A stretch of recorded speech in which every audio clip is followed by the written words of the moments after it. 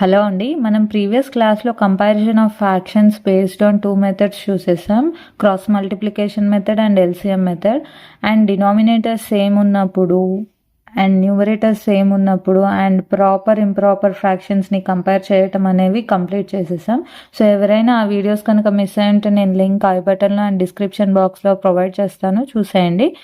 So ఇవాల్టి క్లాస్లో మనం ఫ్రాక్షన్స్ విత్ లార్జర్ నంబర్స్, అంటే మనకి cross multiplication method and LCM method use చేయలేని విధంగా మనకి ఫ్రాక్షన్స్ ఉంటే ఎలా వాటిని కంపేర్ చేయాలి అనేది ఇప్పుడు చూసేద్దాం. ఓకే, సో ఇప్పుడు ఈ ఎగ్జాంపుల్ చూసేయండి. సో ఈ టూ ఫ్రాక్షన్స్ అనేవి మనం క్రాస్ మల్టిప్లికేషన్ మెథడ్ కానీ ఎల్సిఎం మెథడ్ కానీ అప్లై చేయలేము. ఎందుకంటే ఈ 202 వెన్ మల్టిప్లైడ్ విత్ 289 అంటే వాల్యూ అనేది హెవీగా వస్తుంది. సో అంత టైం మనకి ఎగ్జామ్స్లో ఉండకపోవచ్చు.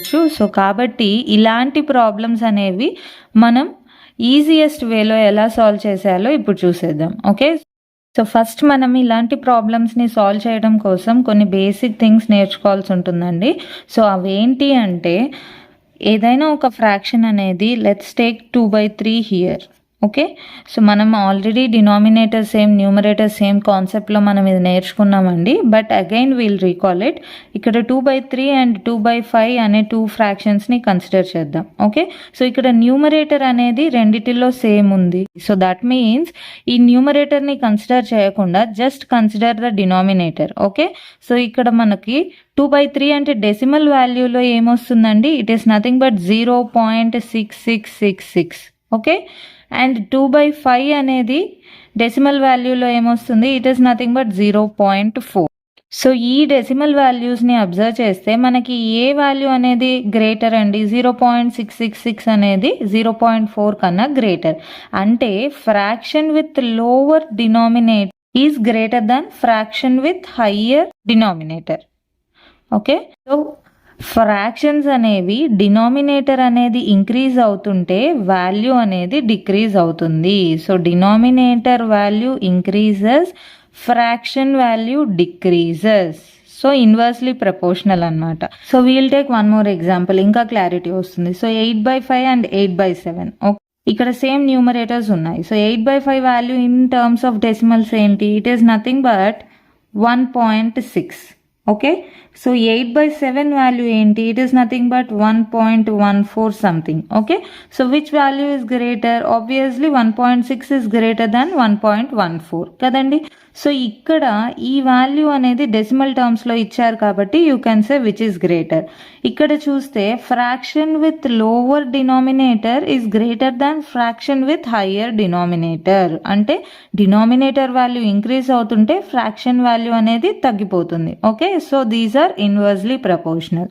ఓకే, సిమిలర్గా ఇప్పుడు న్యూమరేటర్స్ని సేమ్గా తీసుకున్నాం. నెక్స్ట్ మనం డినామినేటర్స్ని సేమ్గా తీసుకొని న్యూమరేటర్స్ని వ్యారీ చేసి చూద్దాం. ఓకే, సో అలాంటప్పుడు ఫ్రాక్షనల్ వాల్యూ అనేది ఎలా చేంజ్ అవుతుందో అబ్జర్వ్ చేసేద్దాం. Okay, so let's take an example of 3/5 and 4/5. Okay, so 3/5 value in terms of decimal ఏంటండి? That is 0.6. ఓకే, సిమిలర్గా 4/5 value in terms of decimal ఏంటండి? It is nothing but 0.8. Okay, so 0.6 is less than 0.8. That is obvious కదా. So clearly numerator value అనేది increase అవుతుంటే fraction value అనేది increase అవుతుంది. అంటే numerator increases, fraction value increases. Okay, సిమిలర్గా numerator value అనేది decrease చేసి చూద్దాం ఇప్పుడు. Okay, so let's take 5/8 and 3/8. So what is the value of 5/8 here in terms of decimal? That is 0.625. And what is the value of 3/8 in terms of decimals? 0.375. Okay, value peddadandi 0.625 or 0.375. We can easily say that is 0.625 is greater than 0.375. అంటే denominator సేమ్గా ఉండి numerator value అనేది తగ్గిపోతే ఈ total fraction value కూడా తగ్గిపోతుంది. అంటే numerator decreases, fraction decreases. Okay, so clearly these two are directly proportion. So ఈ కాన్సెప్ట్ని బేస్ చేసుకొని ఇప్పుడు ఈ ప్రాబ్లమ్స్ని మనం 3 డిఫరెంట్ కేటగిరీస్లో డివైడ్ చేసి సాల్వ్ చేద్దాం. ఓకే, ఇప్పుడు టైప్ 1 చూసేయండి. the value of numerator increases and the value of denominator decreases from fraction to fraction. అంటే ఈ ఎగ్జాంపుల్ చూసేయండి, ఇక్కడ 3 ఫ్రాక్షన్స్ ఇచ్చేశారు. ఇక్కడ ఏం చెప్పారు, న్యూమరేటర్ వాల్యూ అనేది ఇంక్రీజ్ అవుతుంది, fraction to fraction numerator value అనేది ఇంక్రీజ్ అవుతుంది. ఓకే, సో ఇక్కడ అబ్జర్వ్ చేసేస్తే 3 నుంచి 4 వాల్యూ అనేది ఇంక్రీజ్ అయిపోయింది అండ్ 4 నుంచి 9 కూడా వాల్యూ అనేది ఇంక్రీజ్ అయిపోయింది. సిమిలర్గా denominator value decreases from fraction to fraction.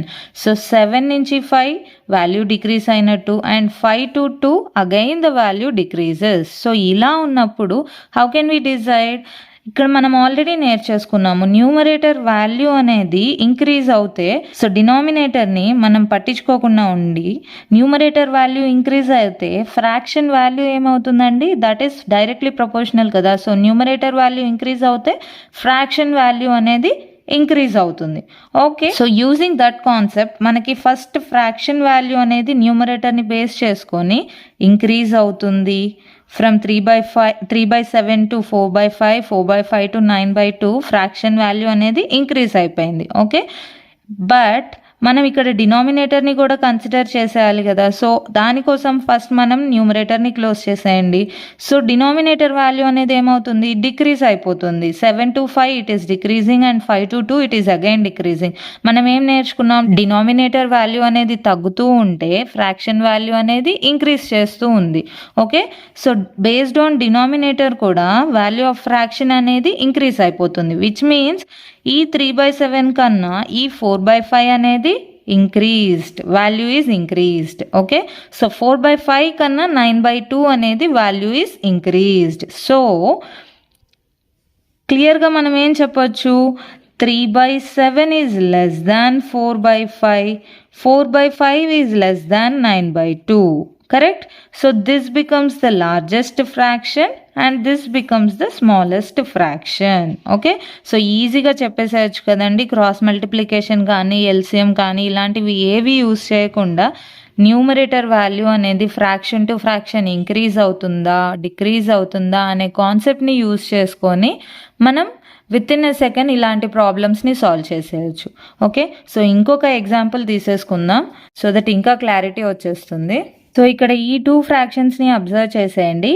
103 నుంచి 111కి the value of numerator in the both fractions got increased. Okay, సిమిలర్గా డినామినేటర్లో 365 to 293 అయింది, which means the value of the fraction increases because denominator value is getting decreased. So denominator అనేది inversely proportional to fraction and numerator is directly proportional to fraction.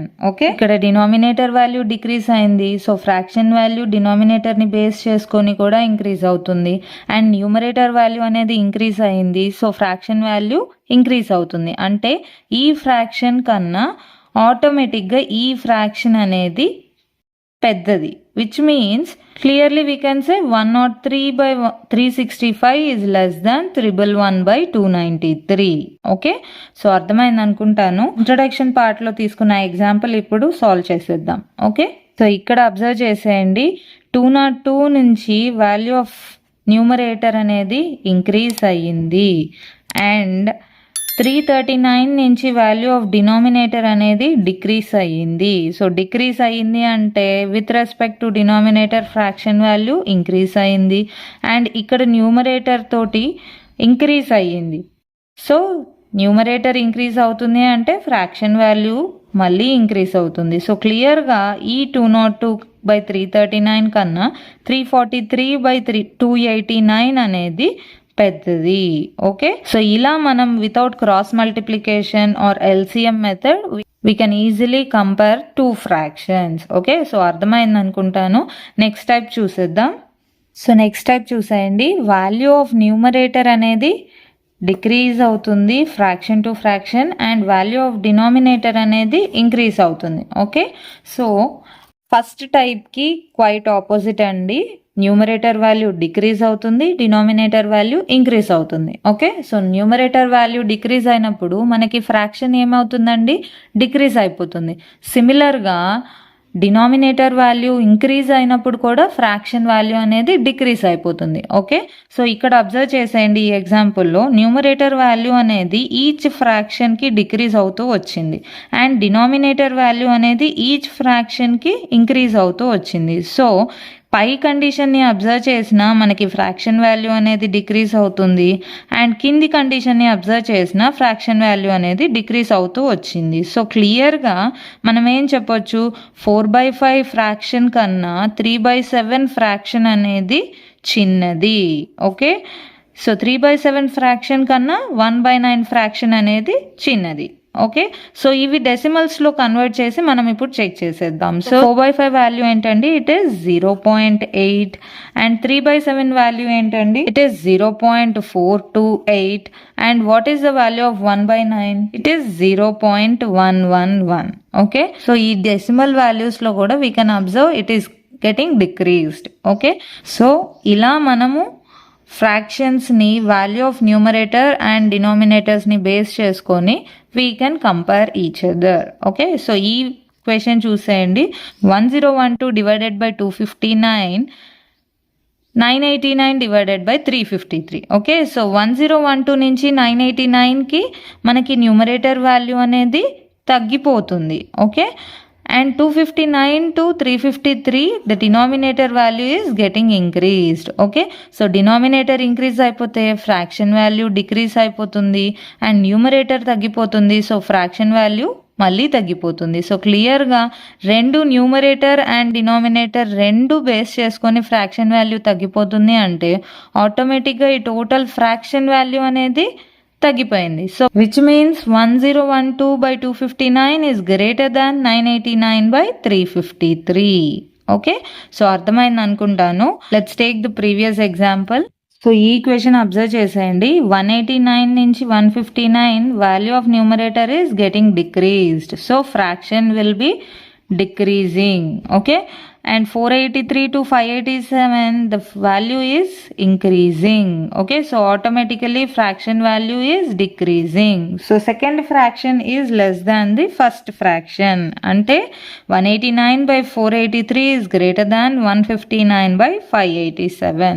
Okay, hope మీకు అర్థమయ్యాయి అనుకుంటాను. So ఇప్పటి వరకు మనం numerator అనేది increase అవుతే denominator అనేది decrease అవ్వటం, లేదా న్యూమరేటర్ డిక్రీజ్ అవుతే డినామినేటర్ ఇంక్రీజ్ అవ్వటం, సో ఇలా numerator and denominator value opposite వేస్లో ఉన్నప్పుడు ఎలా ఫ్రాక్షన్ అనేది వేరీ అవుతుందో చూసేసాం. సో ఇప్పుడు both numerator and denominator either increase అన్నా అవ్వటం లేదా డిక్రీజ్ అన్నా అవ్వటం అయితే ఫ్రాక్షన్ వాల్యూ అనేది ఎలా చేంజ్ అవుతుంది అనేది ఇప్పుడు చూసేద్దాం. ఓకే, సో ఇప్పుడు టైప్ 3 చూసేయండి. న్యూమరేటర్ అండ్ డినామినేటర్ వాల్యూ అనేది అయితే ఫ్రాక్షన్ టు ఫ్రాక్షన్ ఇంక్రీజ్ అన్న అవుతుంది లేకపోతే డిక్రీజ్ అన్న అవుతుంది. ఓకే, సో ఈ ఎగ్జాంపుల్ కన్సిడర్ చేసేయండి. మనం యాక్చువల్గా నేర్చుకుంది ఏంటండి, న్యూమరేటర్ వాల్యూ అనేది ఇంక్రీజ్ అయితే ఫ్రాక్షన్ వాల్యూ ఇంక్రీజ్ అవుతుంది కదా. సో దాని ప్రకారం ఈ ఫ్రాక్షన్ అనేది గ్రేటర్గా ఉండాలి. బట్ డినామినేటర్ కూడా కన్సిడర్ చేయాలి కదా. సో డినామినేటర్ వాల్యూ కూడా ఇక్కడ ఇంక్రీజ్ అయిపోతుంది కదా. సో డినామినేటర్ వాల్యూ ఇంక్రీజ్ అయినప్పుడు ఫ్రాక్షన్ వాల్యూ అనేది తగ్గిపోవాలి కదా. సో న్యూమరేటర్ని బేస్ చేసుకుంటే ఫ్రాక్షన్ వాల్యూ ఇంక్రీజ్ అవుతుంది, డినామినేటర్ని బేస్ చేసుకుంటే ఫ్రాక్షన్ వాల్యూ తగ్గిపోతుంది. లాస్ట్ 2 టైప్స్లో ఏమవుతుంది, న్యూమరేటర్ని బేస్ చేసుకున్న డినామినేటర్ని బేస్ చేసుకున్న మనకి ఫ్రాక్షన్ వాల్యూ అనేది ఒకేలా వ్యారీ అయ్యింది. బట్ ఇక్కడ ఫ్రాక్షన్ వాల్యూ అనేది 2 డిఫరెంట్ వేస్లో వ్యారీ అయిపోతున్నాయి. సో అలాంటప్పుడు మనం ఏది కన్సిడర్ చేయాలి, ఐదర్ న్యూమరేటర్ కన్సిడర్ చేయాలా లేదా డినామినేటర్ కన్సిడర్ చేయాలా. సో దానికోసం మనం ఏం చేయాలి అంటే ఫస్ట్ న్యూమరేటర్ వాల్యూస్ని సబ్ట్రాక్ట్ చేసేయండి. సో ఆ రెండు నెంబర్స్కి డిఫరెన్స్ ఏంటి, 132 and 156. What do we get here, 24. Okay, so సిమిలర్గా డినామినేటర్స్ని కూడా సబ్ట్రాక్ట్ చేసేయండి. మనకి ఏ వాల్యూ వస్తుంది, 185 and 208ని సబ్ట్రాక్ట్ చేసేస్తే వి గెట్ 23. ఓకే, సో ఈ 24 అనేది ఈ 132లో ఎంత పర్సెంటేజ్ అంటే మనకి 10% ఆఫ్ 132 ఏంటండి, 13. Okay, so 20% becomes 26. బట్ మనకి ఇక్కడ 24 వచ్చేసింది, which means must be less than 20%. ఆ వాల్యూ ఎంతైనా ఇవ్వండి, but it is almost less than 20%. సిమిలర్గా ఇక్కడ 23 చూసేయండి. సో 185లో 10% ఈజ్ 18 అండ్ 15% ఈజ్ 27. ఎలా చెప్తున్నాను? సో 10% 18 అయినప్పుడు 5% obviously we have 9 here. So 10 plus 5% gives you 15%. So 18 plus 9 which is 27. కానీ ఇక్కడ 23 ఉంది, which means it will be less దాన్ 15% కదా. సో ఇదేంటి? Greater than 15% but less than 20%. ఎందుకు అంటే ఇది ఆల్మోస్ట్ నియరర్ టు 26 అండి, విచ్ మీన్స్ ఒక జస్ట్ 1-2% తేడాతోటే ఉంది. ఇదేంటి 27 అంటే ఇట్ ఈస్ ఆల్మోస్ట్ 4 డిఫరెన్స్ ఉంది, విచ్ మీన్స్ ఇంకా చాలా తక్కువగా ఉంటుంది, లెస్ దాన్ 15% ఉంటుంది. సో క్లియర్గా this value is greater than 15% and less than 20%, and this value is clearly it is less than 15%. So the value of numerator is higher than the value of denominator. So క్లియర్గా న్యూమరేటర్ని base చేసుకొని fraction ఏం అవ్వాలి? Increase అవ్వాలి కదా. So obviously based on that we have to decide that this fraction value is increasing. So 132/185 is less than 156/208. okay. So ఈ example చూసేయండి. So ఇక్కడ మనకి రెండు వాల్యూస్ అనేవి డిక్రీజ్ అవుతున్నాయి. So numerator is getting decreased and denominator is getting decreased. If numerator is decreasing, fraction should decrease. If denominator is decreasing, fraction should increase. So ఎటువైపు వెళ్ళాలి? Less దానా గ్రేటర్ దానా అనేది మనం డిసైడ్ చేయలేము. సో దానికోసం we will subtract the numerators. What do we get here? 20. On subtracting 165 and 145 we get 20. Similarly 202 when subtracted by 250, what do we get here? 48. okay. So 48 వచ్చేస్తుంది. 10% of 165 is 16 here, and but ఇక్కడ మనకి 20 ఉంది. So 16లో మళ్ళీ half ఎంత అండి? 8. అంటే 15% is 16 + 8 24. కానీ ఇక్కడ మనకి 20 ఉంది, which means it is less than 15%. 15% కంటే కూడా తక్కువగా ఉంది. ఇప్పుడు ఇది చూసేయండి. 25 250లో 10% ఏంటి? 25. ఓకే. అండ్ దాన్ని డబల్ చేస్తే వచ్చేది మనకి 50, which means it is almost nearer to 20%. Okay.